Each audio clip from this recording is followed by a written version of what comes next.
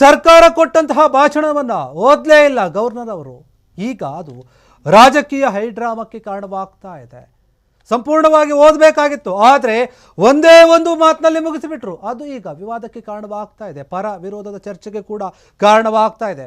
ಸದನದಲ್ಲಿನೇ ಸಿಡಿದೆದ್ದಿದ್ದಾರೆ ಈಗ ಕಾಂಗ್ರೆಸ್ ನಾಯಕರು. ಈ ಒಂದು ವಿಚಾರವಾಗಿ ರಾಜ್ಯಪಾಲರು ಕೇಂದ್ರ ಸರ್ಕಾರದ ಕೈಗೊಂಬೆ ಆಗಿದ್ದಾರೆ. ಭಾಷಣ ಮಾಡದೇ ಇದ್ದಕ್ಕೆ ಸಿಎಂ ಸಿದ್ದರಾಮಯ್ಯ ಏನಿದವರು ಹಿಗ್ಗಾಮುಗ್ಗ ವಾಗ್ದಾಳಿಯನ್ನು ನಡೆಸ್ತಾ ಇದ್ದಾರೆ ಗವರ್ನರ್ ವಿರುದ್ಧ. ಸದನದಲ್ಲಿ ಕಾಂಗ್ರೆಸ್ ನಾಯಕರು ಸಿಡಿದು ಹೇಳ್ತಾರೆ. ಯಾಕಂದ್ರೆ ಒಂದೇ ಒಂದು ಮಾತು, ಇವರು ರಾಜ್ಯಪಾಲರು ಏನಿದ್ದಾರೆ ಕೇಂದ್ರ ಸರ್ಕಾರದ ಕೈಗೊಂಬೆ ಆಗಿದ್ದಾರೆ. ಭಾಷಣ ಮಾಡದೇ ಇದ್ದಕ್ಕೆ ಸಿಎಂ ಮಾತನಾಡ್ತಾ ಇದ್ದಾರೆ. ಸರ್ಕಾರ ಬರೆದುಕೊಟ್ಟ ಭಾಷಣವನ್ನು ಓದಿದ ರಾಜ್ಯಪಾಲ ಗೆಹ್ಲೋಟ್, ತಾವರ್ಚಂದ್ ಗೆಹ್ಲೋಟ್ ಏನಿದ್ದಾರೆ ಅವರು ತಾವೇ ತಯಾರಿಸಿದಂತಹ ಭಾಷಣವನ್ನು ಓದಿದ್ದಾರೆ. ಅದಕ್ಕೆ ಸಿಎಂ ಸಿದ್ದರಾಮಯ್ಯ ಆಕ್ರೋಶವನ್ನು ವ್ಯಕ್ತಪಡಿಸ್ತಾ ಇದ್ದಾರೆ. ಸಂವಿಧಾನ ವಿರೋಧಿ ನಡೆ ಅಂತ ಆರೋಪವನ್ನು ಕೂಡ ಮಾಡ್ತಾ ಇದ್ದಾರೆ. ಜನಪ್ರತಿನಿಧಿ ಸಭೆಗೆ ಅವಮಾನ ಮಾಡಿದಂತಾಗಿದೆ ಈ ರೀತಿಯಾಗಿದ್ದ ನಡೆ. ಜಂಟಿ ಅಧಿವೇಶನ ಏನು ಅದು ಸರ್ಕಾರ ಕರೆದಿದೆ, ಕರ್ನಾಟಕ ಸರ್ಕಾರ. ಒಂದೇ ಒಂದು ಲೈನ್ನಲ್ಲಿ ಭಾಷಣವನ್ನು ಮಾಡಿ ಮುಗಿಸ್ಬಿಟ್ಟಿದ್ದಾರೆ ರಾಜ್ಯಪಾಲರು. ರಾಜ್ಯಪಾಲರು ಅವರು ಏನಿದ್ದಾರೆ ಅವರು ತಯಾರಿಸಿದಂತಹ ಒಂದು ಭಾಷಣವನ್ನು ಓದುವಂತಹ ಆಗಿಲ್ಲ, ಅವಕಾಶ ಇಲ್ಲ. ಸಚಿವ ಸಂಪುಟ ಏನು ಭಾಷಣವನ್ನು ತಯಾರು ಮಾಡುತ್ತೋ ಅದನ್ನೇ ಓದಬೇಕು ಅಥವಾ ಓದಲೇಬೇಕು ಎಲ್ಲವನ್ನೂ ಕೂಡ. ಇದು ಜಂಟಿ ಅಧಿವೇಶನ. ನಾವು ಅಧಿವೇಶನವನ್ನು ಕರೆದಿದ್ದೇವೆ. ಈ ಅಧಿವೇಶನ ಕರೆಯೋ ಕಾರಣ ಏನಪ್ಪ ಅಂದರೆ ಅದು ಕೇಂದ್ರ ಸರ್ಕಾರದ ಮನರೇಗಾ ಯೋಜನೆ ಹೆಸರನ್ನು ಏನು ಚೇಂಜ್ ಮಾಡಿದೆಯಲ್ಲ ಅದು.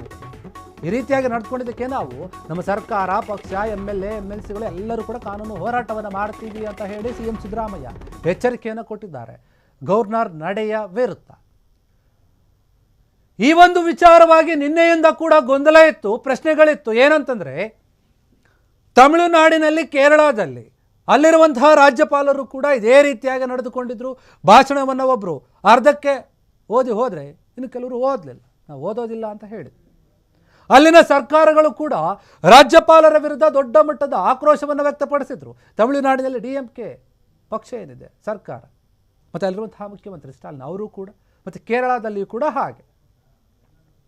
ಈಗ ಕರ್ನಾಟಕದ ಸರದಿ, ಕರ್ನಾಟಕದ ರಾಜ್ಯಪಾಲರು ಕೂಡ ರಾಜ್ಯ ಸರ್ಕಾರ ಸಿದ್ಧಪಡಿಸಿದ್ದಂತಹ ಭಾಷಣವನ್ನು ಪೂರ್ತಿಯಾಗಿ ಓದಲೇ ಇಲ್ಲ, ಬರೀ ಒಂದೇ ಒಂದು ಮಾತಿನಲ್ಲಿ ಮುಗಿಸಿ ಹೋಗಿಬಿಟ್ರು.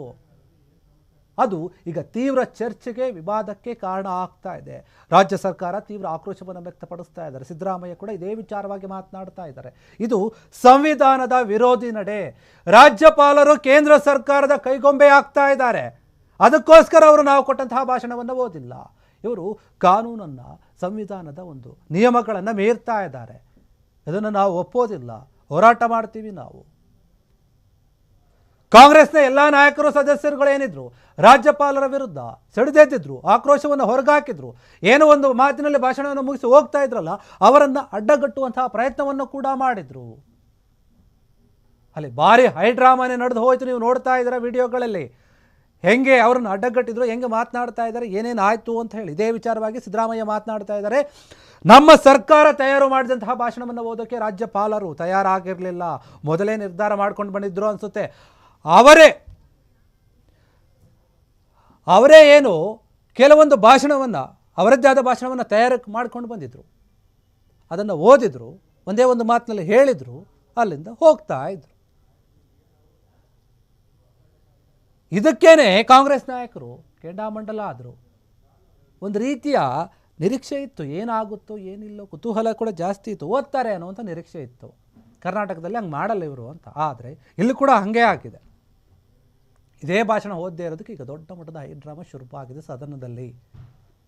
ಸರ್ಕಾರ ಏನು ಬರೆದುಕೊಟ್ಟಿರುತ್ತೆ ಆ ಭಾಷಣವನ್ನು ಓದಲೇಬೇಕು. ಅದು ರಾಜ್ಯ ಸರ್ಕಾರ ಮಾಡಿರುವಂಥದ್ದು, ಇಲ್ಲಾಂದರೆ ಅದು ಕಾನೂನಿಗೆ ವಿರುದ್ಧ. ಇದು ಜನಪ್ರತಿನಿಧಿ ಸಭೆಯನ್ನು ನಡೆಸ್ತಾ ಇದ್ದೀವಲ್ಲ ನಾವು, ಅದಕ್ಕೆ ಅವಮಾನ ಆದಂತಾಗಿದೆ. ನಾವು ಜಂಟಿ ಅಧಿವೇಶನ ಕರೆದಿದ್ದೀವಿ, ಅದಕ್ಕೆ ಇವರು ಬೆಲೆ ಕೊಡ್ತಾ ಇಲ್ಲ. ಒಂದೇ ಒಂದು ಮಾತಿನಲ್ಲಿ ಮುಗಿಸಿ ಹೋಗ್ಬಿಟ್ಟಿದ್ದಾರೆ ರಾಜ್ಯಪಾಲರು. ಇದು ಸರಿಯಲ್ಲ ಅಂತ ಹೇಳಿ ಸಿಎಂ ಸಿದ್ದರಾಮಯ್ಯ ತೀವ್ರ ವಾಗ್ದಾಳಿಯನ್ನು ನಡೆಸಿರುವಂಥದ್ದು. ಅದರ ಜೊತೆಗೆ ಹೋರಾಟದ ಎಚ್ಚರಿಕೆಯನ್ನು ಕೂಡ ಕೊಟ್ಟಿದ್ದಾರೆ. ರಾಜ್ಯಪಾಲರು ಏನಿದ್ದಾರೆ ಅವರ ಭಾಷಣವನ್ನು, ಸ್ವಂತ ಭಾಷಣವನ್ನು ಏನು ತಯಾರು ಮಾಡ್ಕೊಂಡು ಬಂದಿರ್ತಲ್ಲ ಅದನ್ನು ಓದೋ ಆಗಿಲ್ಲ. ಸಚಿವ ಸಂಪುಟ ಏನನ್ನು ತಯಾರು ಮಾಡ್ಕೊಂಡು ಬಂದಿರುತ್ತೆ, ಅದರಲ್ಲಿ ಯಾವ ಅಂಶಗಳನ್ನು ಉಲ್ಲೇಖ ಮಾಡಿರುತ್ತೆ, ಅದೆಲ್ಲವನ್ನು ಕೂಡ ಸಂಪೂರ್ಣವಾಗಿ ಓದಬೇಕು. ಅದೇ ಇರೋದು ಕಾನೂನಿನ ನಿಯಮ. ಆದರೆ ಅದನ್ನು ಇವರು ಮೀರಿದ್ದಾರೆ.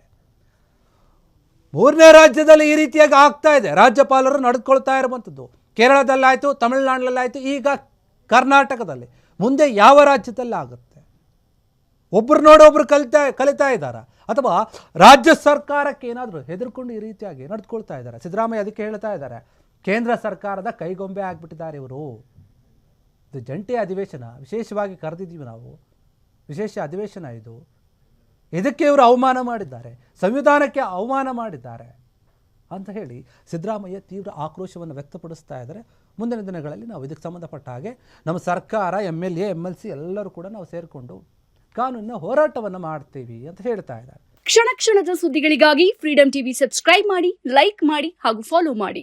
ಹೊಸ ಸುದ್ದಿಗಳ ನೋಟಿಫಿಕೇಶನ್ಗಾಗಿ ಬೆಲ್ ಐಕಾನ್ ಮೇಲೆ ಕ್ಲಿಕ್ ಮಾಡಿ.